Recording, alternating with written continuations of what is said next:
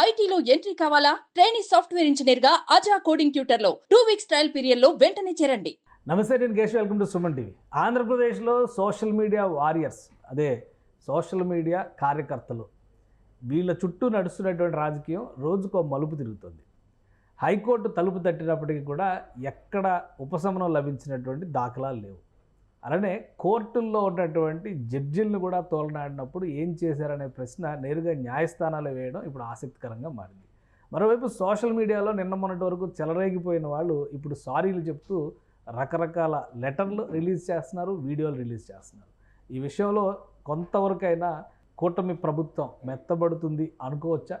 లేదు, పోలీసులు తమ పని తాను చేసుకుంటూ ముందుకు వెళ్ళేటువంటి అవకాశాలు ఎంతవరకు ఉన్నాయి? ఈ అంశాలను విశ్లేషించే ప్రయత్నం చేద్దాం. మనతో పాటు చంద్ర శ్రీనివాస్ గారు, పొలిటికల్ అనలిస్ట్. చంద్ర శ్రీనివాస్ గారు నమస్కారం. నమస్కారం అండి. ఆ రోజు ఏదో ఒక డిస్కషన్ గత వారం రోజులుగా దీని మీద జరుగుతుంది. ఒకళ్ళేమో కౌంటర్ చేస్తున్నారు, ఇంకోళ్ళేమో అటాక్ చేస్తున్నారు, మళ్ళీ ఇంకొకరు వచ్చి క్షమాపణలు చెప్తున్నారు. ఫైనల్గా హైకోర్టు అయితే ఒక క్లారిటీ ఇచ్చింది అనుకోవచ్చా? ఎందుకంటే ఆ స్టేట్మెంట్స్ చాలా సీరియస్గా ఉన్నటువంటి అంశాలు కనిపిస్తున్నాయి అందులో. హైకోర్టు ఇచ్చినటువంటి క్లారిటీ తర్వాత యాక్షన్ ప్లాన్ ఏ విధంగా ఉండొచ్చు? డెఫినెట్గా అండి. Chief justice of Andhra Pradesh Dheeraj Singh Thakur and justice Ravi గారు, ఈ ద్విసభ్య ధర్మాసనం, వీళ్ళైతే వైసీపీ పార్టీ తరఫున అప్పుడున్న నాయకుడు విజయబాబు గారు ప్రజా ప్రయోజనాల వాద్యం వేశాడు. ఆయన అధికార భాషా సంఘం మాజీ అధ్యక్షుడు, వైసీపీలో కీలకమైన వ్యక్తి. ఆయన కూడా జర్నలిస్ట్, ఆయన అడ్వకేట్ కూడా.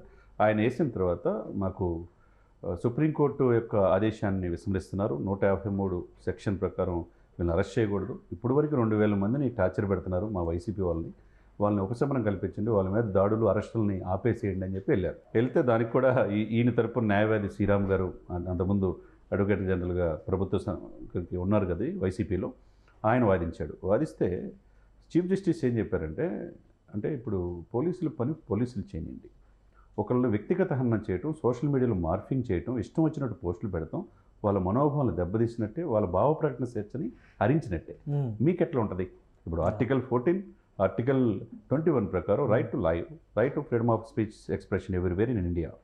అంటే ఇతరుల మనోభావాలు దెబ్బతినకుండా నువ్వు మాట్లాడే స్వేచ్ఛ ప్రపంచం ఎక్కడ లేని విధంగా భారతదేశంలో కదా. మీ ముక్కు తాకితే మీ స్వేచ్ఛకు భంగం కలిగింది, ముక్కు వరకు నా వేలు వెళ్ళేదానికి స్వేచ్ఛ ఉంది నాకు. కాబట్టి ఇప్పుడు అదంతా ఉల్లంఘన జరిగిందంట. గత 5 సంవత్సరాల్లో వాళ్ళు అదుపు లేకుండా మీరన్నట్టు ఇష్టం వచ్చినట్టు మాట్లాడి వ్యక్తిగతాన్నం చేసి భార్యలు తర్వాత బిడ్డల్ని ఇంటికి వచ్చి చంపేస్తామని చెప్పి మాట్లాడి 5 సంవత్సరాలు అప్పుడున్న ముఖ్యమంత్రి గారి మనల కోసం ఇప్పుడు సారీ అని చెప్తే సరిపోద్దా సార్ కేశవ్ గారు? సరే సారీ క్షమించట్లేదని చెప్పి ఇక 4 పేజీలు లెటర్ రాస్తే సరిపోద్దా? ఇవన్నీ మా ఫ్యామిలీ, ఇప్పుడు ఫ్యామిలీ గుర్తొచ్చిందా? శ్రీరెడ్డి ఒక సుదీర్ఘమైన లెటర్ రాసింది, 2 పేజీల లెటర్.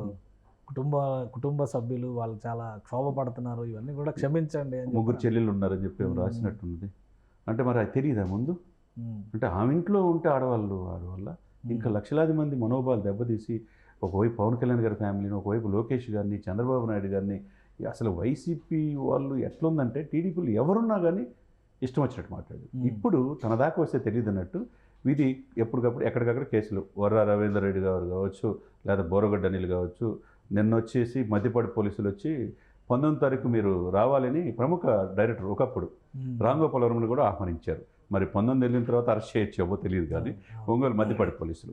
ఒకవైపు పోసాని మీద పూర్తిగా అన్ని దాదాపు 10-12 స్టేషన్లో కేసులు, గత ప్రభుత్వంలో కేసులు పెట్టలేదు, ఆయన్ని కూడా అరెస్ట్ చేసే అవకాశం ఉంది. అంటే ఎవరిని ఉపేక్షించే పరిస్థితి ఇక్కడ లేదు.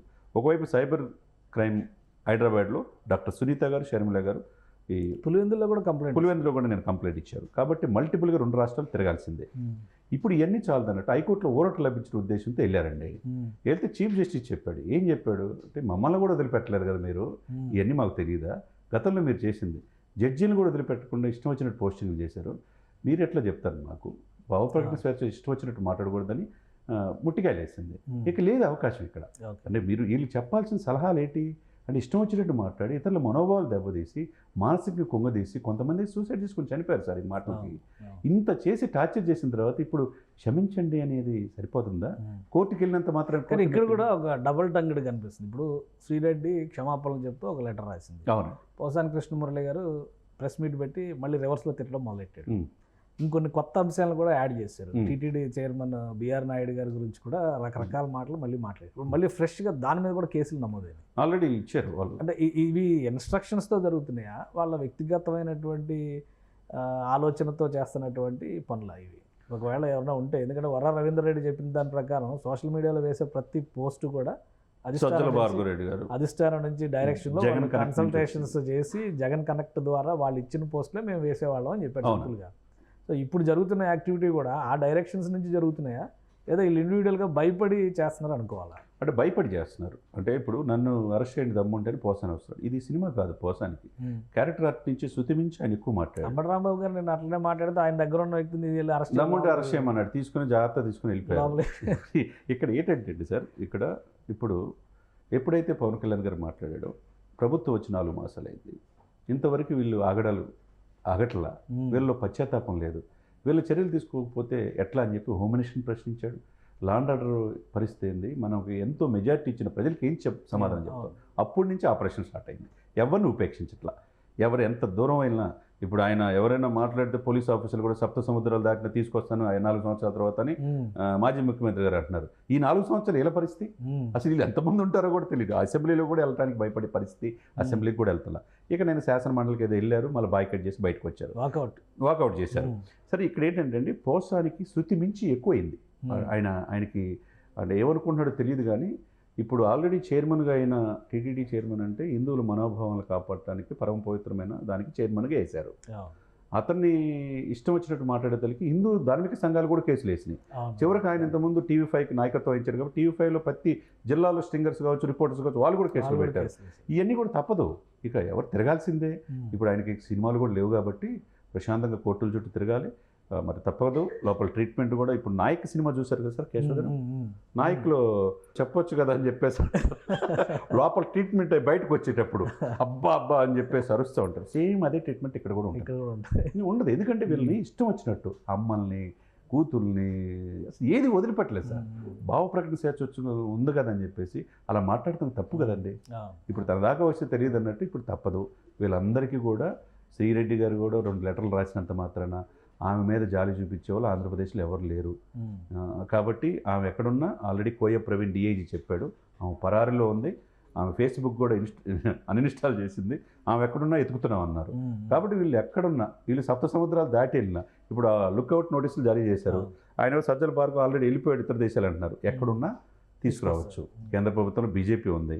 ఇక్కడ విధ్వంసం చేసి 5 సంవత్సరాలు ఇష్టం వచ్చినట్టు మాట్లాడి మేము వేరే దేశాల్లో ఉంటాం, కొంతకాలం తర్వాత 4 సంవత్సరాల తర్వాత వస్తాం, కుదరదు.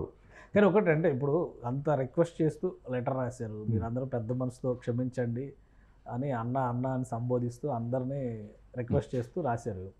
అలానే ఇప్పుడు కేసులు పెట్టే ప్రక్రియ ఒకవైపు నుంచి నడుస్తుంది. వీళ్ళు ఒకవేళ క్షమిస్తే ఈ న్యాయ ప్రక్రియ, చట్టపరంగా జరిగేటువంటి ప్రక్రియ, వీటన్నిటిని ఆపడానికి కానీ నిలువరించడానికి కానీ అవకాశం ఉంటుంది. ఎందుకంటే కేసులు ఆల్రెడీ ఫైల్ అయినాయి, ఆపే అవకాశం ఉంటుందా? ఇప్పుడు ఇది ఆల్రెడీ అయిపోయింది, చేయి దాటిపోయింది. ఇప్పుడు నేను కృష్ణా జిల్లానే అన్నయ్య, నేను మీ జిల్లా, నేను లోకేష్ గారిని రాసినంత మాత్రాన నాకు ఇంట్లో 4 చెల్లెళ్ళు పెళ్ళిళ్ళు కావాలి అని చెప్పి, ఆమె కూడా పెళ్లి కాలేదు అనుకుంటా, నాకు కుటుంబం మీ టీడీపీకి ఓటేసిందని చెప్పినంత మాత్రాన మరి మీరు జగన్ గారి కోసం మెప్పు కోసమే మాట్లాడారు కదా. మరి మీరు చెప్పిన మాటలు 5 సంవత్సరాలు ఇష్టం వచ్చిన మాటలకి పర్యవసానం అనుభవించాలి కదా. మరి ఎట్లా ఉంటుంది? మీకు జాలి అనిపిస్తుందా సార్ కేశవ్ గారు, చెప్పండి. మన సంగతి పక్కన పెట్టండి, అసలు వాళ్ళు ఏమన్నా ఆలోచించడానికి అవకాశం ఉంది. ఎందుకంటే లెటర్ రాసినటువంటి విధానం చూస్తే కూడా చాలా ఆవేదనతో, చాలా బాధతో కొన్ని విషయాలు. ఇక్కడ ఎట్లా ఉందంటే, లోకేష్ అన్న మీరు కొన్ని విషయాల్లో ఎంత మొండిగా ఉంటారో అందరికంటే ఎక్కువ మంచితనం కూడా ఉందని నా కేసు విషయంలో మాట్లాడమని అంతకుముందు వీడియోలో మెన్షన్ చేసినట్టు సారీ చెప్పించింది కూడా మా కుటుంబ సభ్యులే. అలాగే మా కుటుంబ సభ్యులు అంతా డైరెక్ట్గా మాట్లాడమని చెప్పారు. అయినా నాకు అంత స్థాయి లేదు, అందుకే నేను ఓపెన్గా లెటర్ రాస్తున్నాను అన్న. అంటే లోకేష్ గారిని మెన్షన్ చేసి వాళ్ళ కుటుంబ సభ్యుల దీన్ని దృష్టిలో పెట్టుకొని, అలానే జనసేన మీడియా, వీర మహిళలు వీళ్ళందరికీ నేను అనేక సందర్భాల్లో సారీ చెప్పడం జరిగింది. కాబట్టి మీరు 10 రోజులుగా వచ్చే కథనాలు చూస్తుంటే మాకు భయం వేస్తుంది, దయచేసి నన్ను క్షమించండి అని చెప్తుంది. సో ఈ స్థాయిలో రిక్వెస్ట్లు చేస్తున్నారు కదా, ఇది మరి కన్సిడర్ చేసే అవకాశాలు ఉండవా? లేదు. ఇప్పుడు పవన్ కళ్యాణ్ గారు అక్కడ ఉంది, ఆయన గబ్బర్ సింగ్ సినిమా ఇంతకుముందు తీశాడు. అంటే ఆయన పదే పదే చెప్పాడు కూడా, చెప్పాడు. ఆల్రెడీ మీరు పరిధి దాటుతున్నారు, పరిధి దాటారని చెప్పాడు. ఆయన ఓర్పు వహించాడు 4 నెలలు, అయిపోయింది, దాటిపోయింది. ఇప్పుడు ఎవరు ఉపేక్షించారు. లోకేష్ గారికి లెటర్ రాసినంత మాత్రాన వాళ్ళు క్షమించే వాళ్ళు ఎవరు లేరు. కేసు ఫైల్ చేయాలి, రాజమండ్రి సెంట్రల్ జైలా ఏ జైలా అనేది అది వాళ్ళు నిర్ణయిస్తారు. అంటే ఇక్కడ ఉన్న వాళ్ళు అంటే ఓకే మరి తీసుకొస్తారు. ఇప్పుడు విదేశాల్లో ఉండి కూడా పంచ్ ప్రభాకర్ లాంటి వాళ్ళు నాలుగు ఎలా తిరిగితే అలాగే ఎలాంటి మాటలు పడితే అలాంటి మాటలు మాట్లాడారు. ఆయన డాక్టర్, అక్కడ డాక్టర్ మంచి పేరు ఉంది, కానీ రాజకీయాలన్నీ మాట్లాడి ఇలా అయిపోయాడు ఆయన అని చెప్పని కూడా చాలామంది ఎన్ఆర్ఐలు అంటూ ఉంటారు. సో అట్లాంటి వాళ్ళపైన చర్యలు ఉంటాయా? తీసుకురావచ్చండి. కేంద్ర ప్రభుత్వం అమిత్ షా గారి కేంద్ర హోంశాఖ పరిధిలో ఉంటుంది.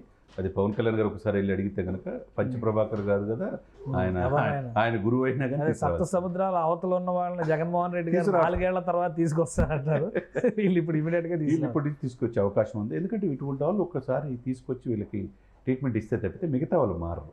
ఓకే, ఇష్టం వచ్చినట్టు నన్ను ఎవరు ఏం పేకలేదు ఇంకా మాట్లాడతాడు. కొన్ని యూట్యూబ్ ఛానల్ ఆయన కోసం ఒక స్పెషల్ లైవ్ పెట్టే యూట్యూబ్ ఛానల్ కూడా ఉండేది సార్. వాళ్ళు కూడా కేసు ఫైల్ చేయాలా? అటువంటి వ్యక్తులకి ఈ సమాజానికి అవసరమా? ఆయన అమెరికాలో నన్ను ఎవరు పీకలేరు అంటున్నాడు. ఆయన ఎవరు పీకుతారో ఎందుకు త్వరలో తెలిసిద్ది. ఆయన్ని కూడా ఇక్కడ తీసుకురావాల్సిందే. దీని ప్రకారం ఇప్పుడు న్యాయస్థానం ఒక క్లారిటీ ఇచ్చింది కాబట్టి సో ఇంకా యాక్షన్ ఆగడానికి అవకాశం లేదు. ఇది ఎక్కడ ఆగదండి. ఇది అక్కడ వాళ్ళు సుప్రీంకోర్టుకి వెళ్ళినా వాళ్ళకి అనుకూలంగా వచ్చే పరిస్థితి లేదు. వీరు జడ్జీలని, ఎవరికి అడ్వకేట్స్ని, మహిళల్ని ఎవరిని వదల్లా.